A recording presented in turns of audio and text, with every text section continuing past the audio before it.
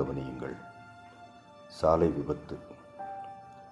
எத்தனை எத்தனை விழிப்புணர்வுகள், வகை வகையான கட்டுரைகள், விதவிதமான பேரணிகள், பலவிதமான குரல்கள், விபத்து குறித்த விழிப்புணர்வு பிரச்சாரங்கள், குறும்படங்கள், புகைப்படங்கள், ஆய்வு கட்டுரைகள் என தொடர்ந்து கொண்டே இருக்கின்றன.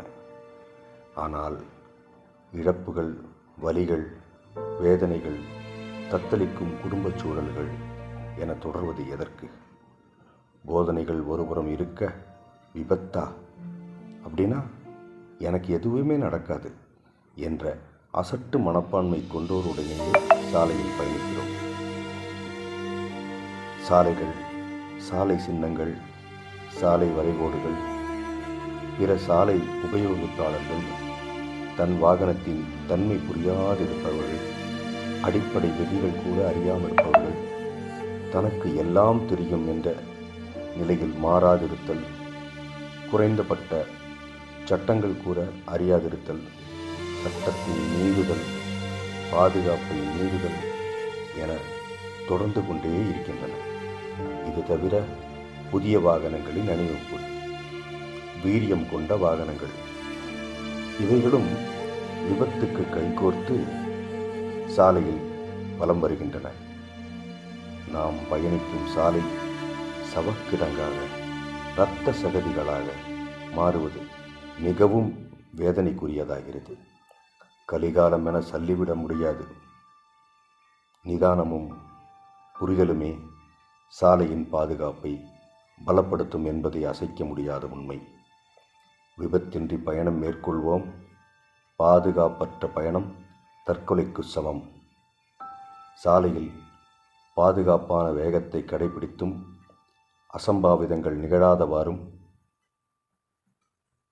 பயணிக்கவும் அறிவுறுத்தப்பட வேண்டும். இது என் கடமை, இது என் பொறுப்பு என்பதே தனிமனித ஒழுக்கம்.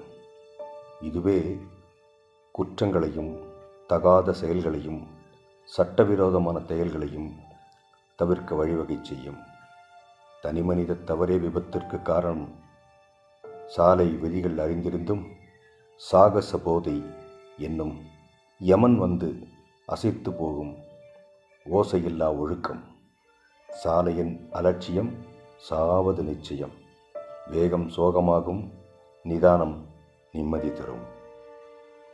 ஒரு விபத்து நடந்தது என்றால் ஐயோ அம்மா எனும் அலறல் சத்தம், சத்தமற்ற அழுகை, மயான மௌனம், இறுக்கமான மனம், ஈரம் கொண்ட கண்கள், கொத்தளிக்கும் மனங்கள், ஆம்புலன்ஸ் ஒளி, காயம்பட்டோரின் அழுகை, உறுப்பிழந்தோர், உயிரிழந்தோர் என அனைத்து நெஞ்சங்களையும் சற்று கற்பனை செய்து பாருங்கள்.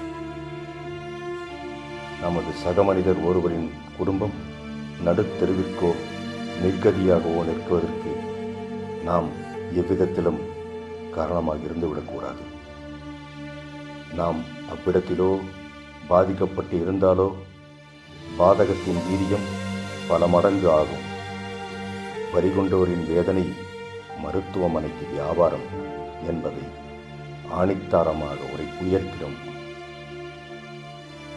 ஆறுதல் சொல்லி அரவணைக்கும் உறவுகள் இல்லை. எத்தனை படித்தும் பண்பறிவும் பகுத்தறிவும் கொண்டு பாதகம் செய்யும் மனம் கூச வேண்டாமா? சூழ்நிலை மாற சொரணை கொஞ்சம் கொள்வோமே. பொதுவாக விரைவாய் பயணிப்பதையே எல்லோரும் விரும்புகின்றனர். ஆனால் அதில் பாதுகாப்பு எத்தனை சதவீதம் என்பது சந்தேகம்தான். சந்து பொந்து இண்டு இடுக்கு என்று பல வழிகளில் வளைத்து வளைத்து சேருமிடம் சேர்ந்து விட்டால் அந்த வாகன ஓட்டியை புகழும் உலகம். ஆனால் தவறு நேரும்போது காரி உமிழும். சாலையில் போட்டியோடு வாகனம் பயணம் செய்தால் அதே சாலையில் சவப்பெட்டியில் பயணிக்க வேண்டியிருக்கும். நண்பர்களே, எவ்வளவு பெரிய சாதனையாளர் ஆனாலும் சாலையில் சாகசம் செய்யவோ ஆதரிக்கவோ உற்சாகப்படுத்துவதோ செய்யாதீர்கள். விரைவாக கிளம்பி மெதுவாக வாகனம் செய்வது பாதுகாப்பானது. பயணத்தின் போது சிதறல் இல்லாத கவனம் வேண்டும். கவனத்தை சாலையில் மொத்தமும் பதிய விடுங்கள். குடிபோதையிலோ மது போதையிலோ மருந்துகளை உட்கொண்டோ தூக்க கலக்கத்திலோ வாகனம் ஓட்டாதீர்கள். திட்டமிடாத பயணம் தீராத வேதனை தரும். முறையே சாலையை கையாளும் தன்மை, சாலை எப்படி இருக்கிறது, சாலையில் என்ன உள்ளது, நாம் என்ன செய்ய வேண்டும் என்பதை, நாம் பயணிக்கும் சாலையில் நமது பாதுகாப்பை எப்படி உறுதி செய்ய வேண்டும் என்பது உணர்ந்து இயக்க வேண்டும். ஆர்வக் கோளாறு கொண்டவர்களால் மட்டுமே ஏற்படும் விபத்துக்கள் இனிமையாய் பயணிக்கும் அனைவரையும் துக்க நிகழ்வுக்கு தள்ளுகிறது. விவசாயத்திற்கு அடுத்தபடியாக சாலை போக்குவரத்து என்பது மிகவும் உன்னதமான ஒன்று. இதில் பொறுமை, பொறுப்புணர்ச்சி, விட்டுக் கொடுத்தல், அனுசரித்தல், விலகிச் செல்லுதல், சகிப்புத்தன்மை கொள்ளுதல் போன்ற பெருந்தன்மை கொண்ட எண்ணங்களை கொண்டு வாகனத்திலும் வாழ்க்கையிலும் பயணிக்க எவ்வித துன்பமும் நம்மை நெருங்காது. மீண்டும் ஒரு முறை உரைக்கிறேன், தனிமனித கவனக்குறைவே விபத்திற்கு வழிவகுக்கிறது. யாரோ ஒருவரின் கவனக்குறைவு சாலையை பயன்படுத்தும் மற்ற அனைவரையும் துக்க நிகழ்வுக்கு தள்ளுகிறது. நம்மால் பிறருக்கோ, நம்மால் பிற இருவருக்கோ எவ்வித பாதிப்புமின்றி சாலையில் பயணிக்க முன்வருவோமாக. நன்றி, வணக்கம்.